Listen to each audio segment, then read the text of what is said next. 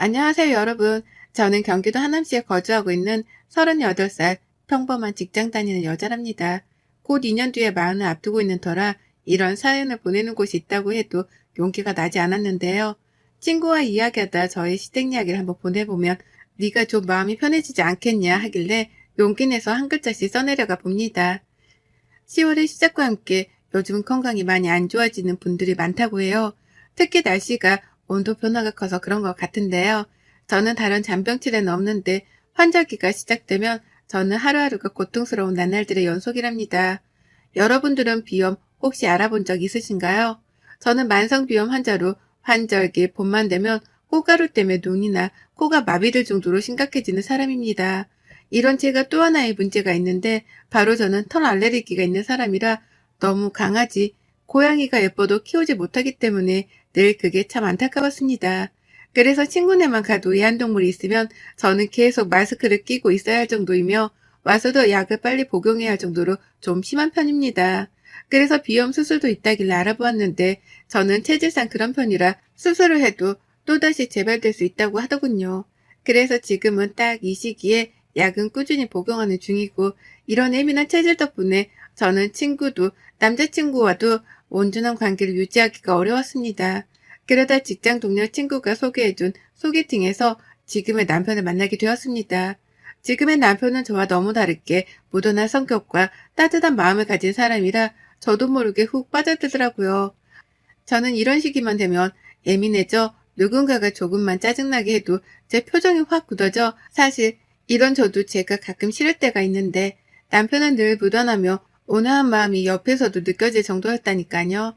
그렇게 몇 번 저희는 데이트를 했고 그 데이트 안에서 서로에게 호감이 있다는 걸 알았습니다. 그 호감으로 저희는 3개월 만에 연애를 시작했어요.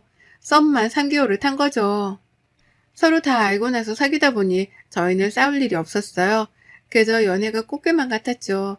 남자친구도 저의 예민한 성격을 다 알고 있었기에 제가 힘들어하는 계절에는 더 세심하게 챙겨주곤 했어요. 둘 다 나이가 있는지라 가족들은 빨리 결혼하기를 바라셨고 결혼을 딱 정하니 일사천리로 빨리 진행되었습니다. 그 당시 남자친구는 오랫동안 자취를 하고 있었던 터라 남자친구네 집에서 신혼살림을 시작하기로 해 제가 혼수만 하고 들어가기로 했고요. 애물이나 애들은 다 생략하고 서로 커플링 하나씩만 주고받고 살기로 하고 정말 간소하게 결혼식만 올렸습니다. 늦은 나이에 결혼하는지라 결혼식도 할까 말까 고민했지만 양가에서는 당연히 결혼식을 해야 한다고 하셔서 가까운 지인, 친척들만 초대해 식을 올렸습니다.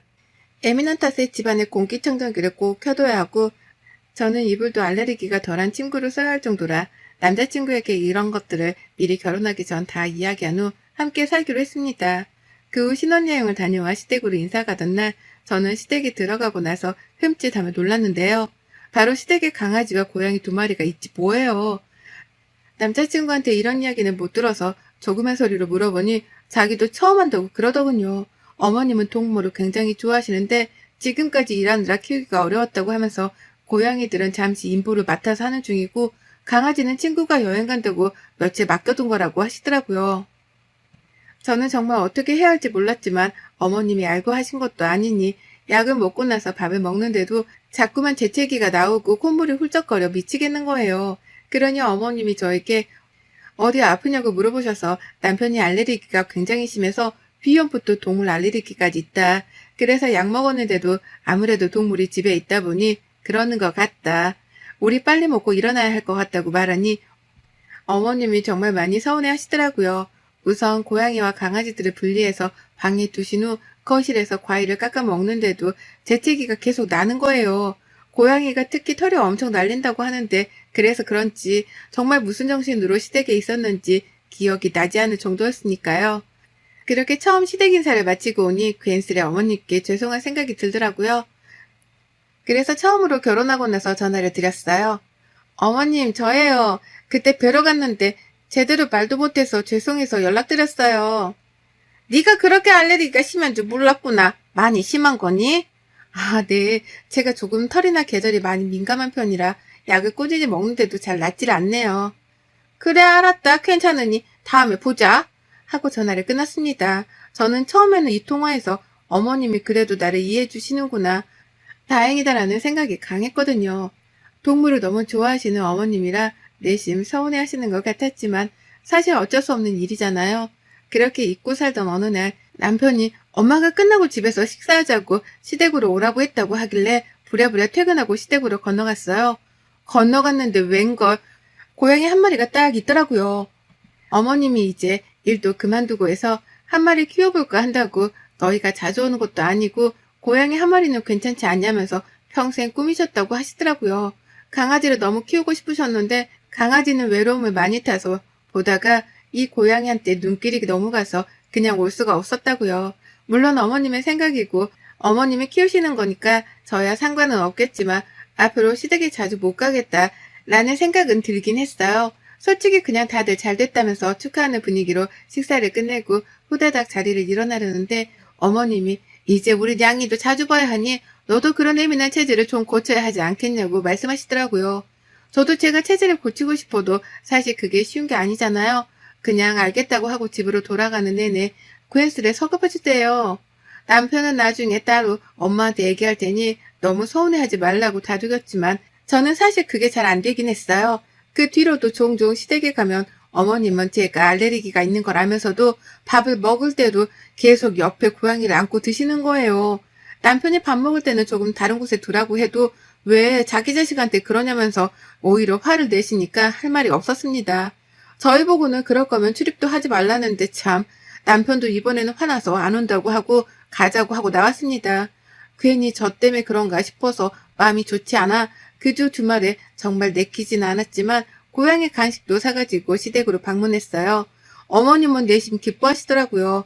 그렇게 시댁에 가서 소파에 앉아있는데 원래 고양이들은 사람들 보면 피하고 도망가는 동물이라고 알고 있었는데요.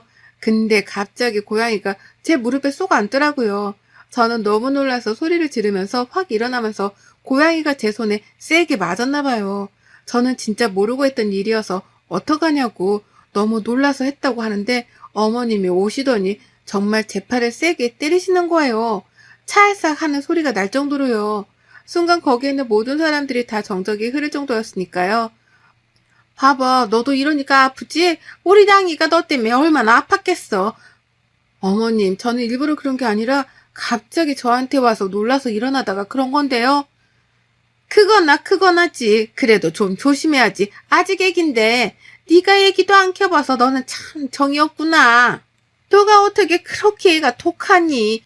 보통 여자애들 보면 애완동물 보면 너무 좋아서 미치겠다고 하던데 너는 애가 좀 특이하구나.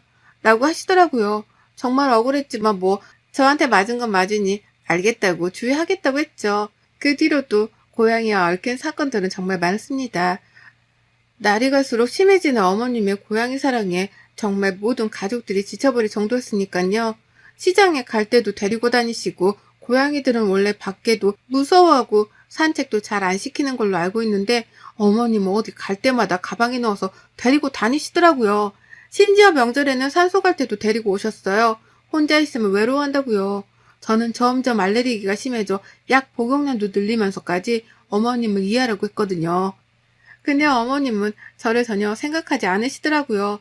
그러다 정말 제가 시댁에 어머님에게 정이 떨어지는 날이 바로 지금 사연을 보내게 된 이유입니다.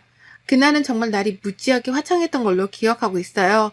오랜만에 휴일이라 집에서 쉬고 있고 남편은 회사가 바빠 출근을 해서 혼자 뒹굴뒹굴 집에서 TV도 보고 잠도 늦게까지 자고 맛있는 점심도 해먹고 그러고 있는데요.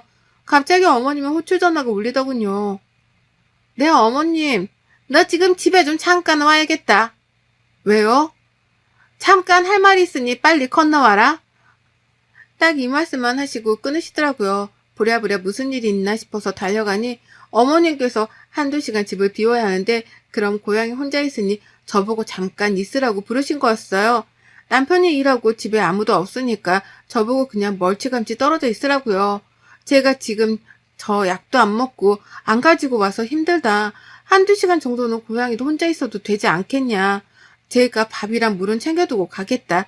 라고 해도 펄쩍펄쩍 뛰며 그러다 얘가 잘못되면 책임질 거냐면서 계속 저를 압박하시는 거예요. 결국에는 1시간 정도 있다가 금방 오겠다고 하시고 어머님은 나가시고 그 집에는 고양이와 저 단둘이 있었죠. 계속 기침이랑 재채기, 콧물이 나와서 미치겠어서 창문도 열고 마스크도 착용하고 있었거든요. 근데도 약을 안 먹어서 그런지 자꾸만 몸에 식은땀이 나고 너무 힘들더라고요. 안 되겠다. 잠깐 바람이라도 쐬야지 하고 문을 살짝 열고 나갔다가 한 2분도 안 돼서 들어와도 좀 살 것 같더라고요. 그렇게 1시간이 지났는데 고양이가 보이질 않는 거예요. 아까까지만 해도 있었던 것 같은데 원래 잘 숨어 있는다고 해서 저는 당연히 집에 있는 줄 알았거든요. 막 고양이를 찾았는데 아까 제가 열어둔 그 문틈 사이로 나간 걸로밖에 지금 보이지가 않더라고요.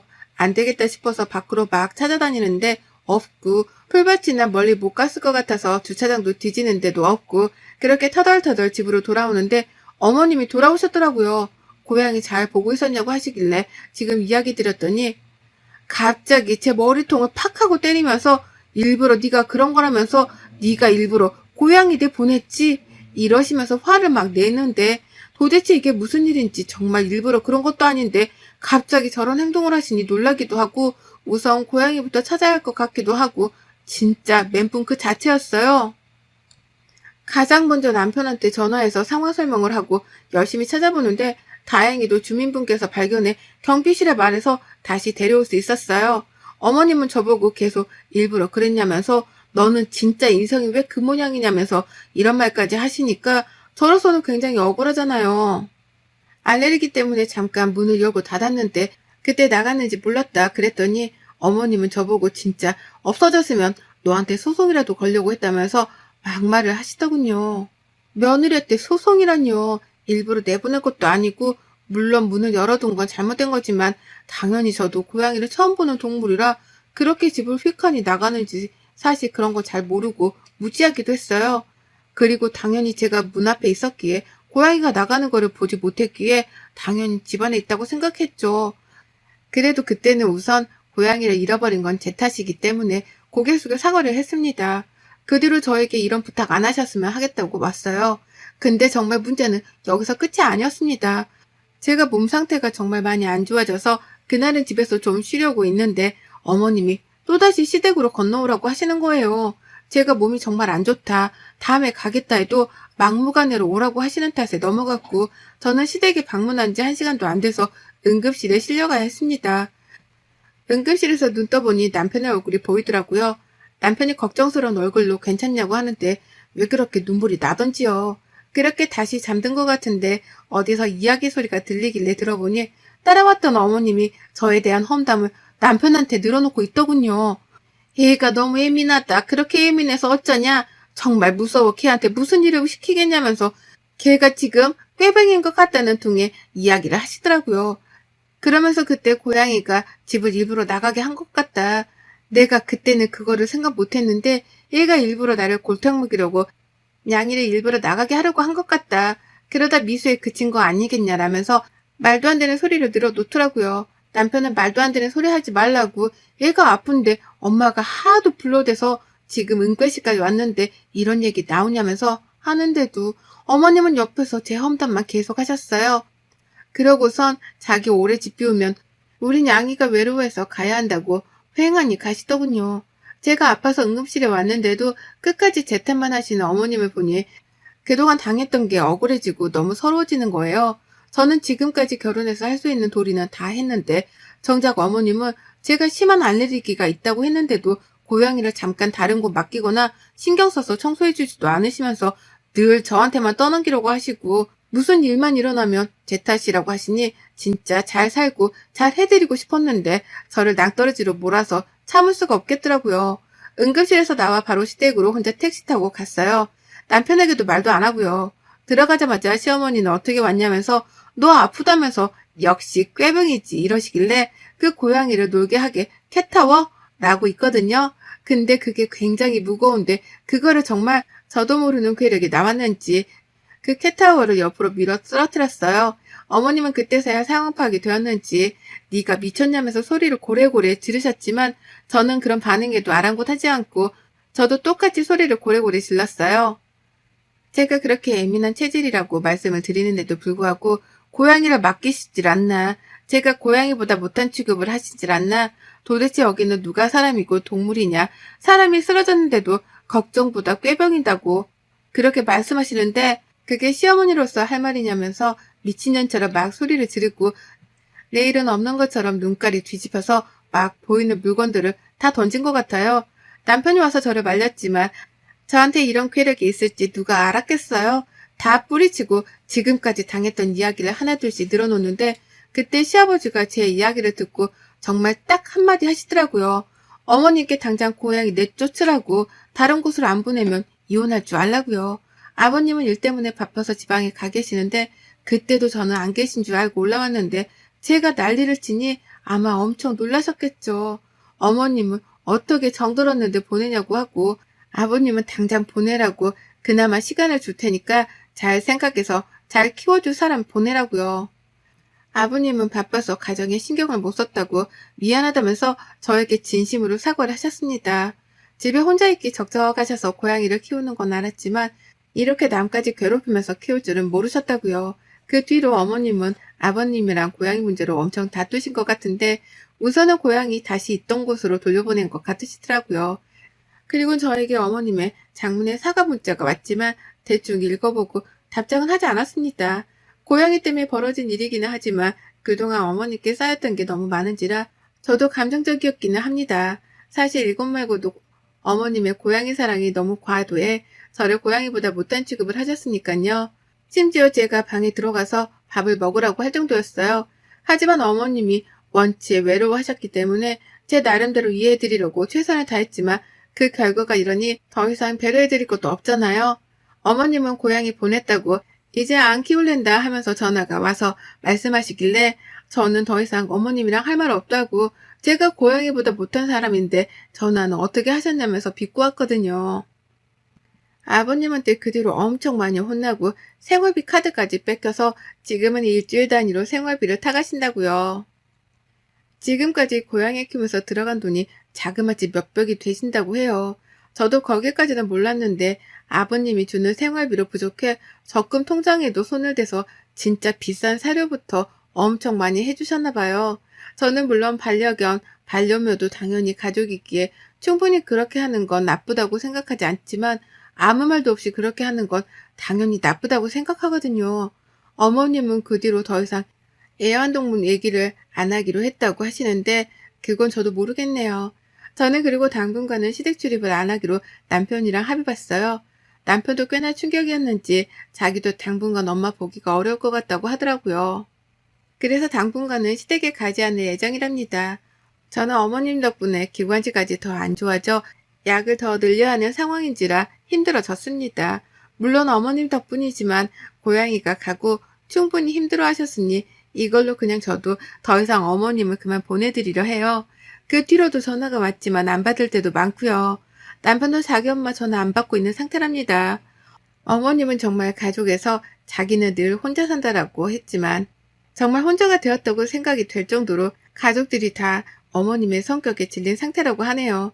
심지어 자기 자식들부터 남편까지 그러는 거 보면 말 다 했잖아요. 이제 결혼해서도 싫으면 싫다, 좋으면 좋다, 자기 목소리를 내는 건 정말 중요하다는 생각이 드네요. 끝까지 이야기를 들어주신 여러분들께 감사드리며 여러분들은 저 같은 에피소드가 없기를 바랍니다. 환절기에 아무쪼록 건강 조심하기를 바라며 이 글을 모든 분들께 행복이 깃들기를 바랍니다. 우리 며느리들 화이팅해요. 여러분의 생각은 댓글로 남겨주세요. 오늘도 시청해 주셔서 정말 감사합니다.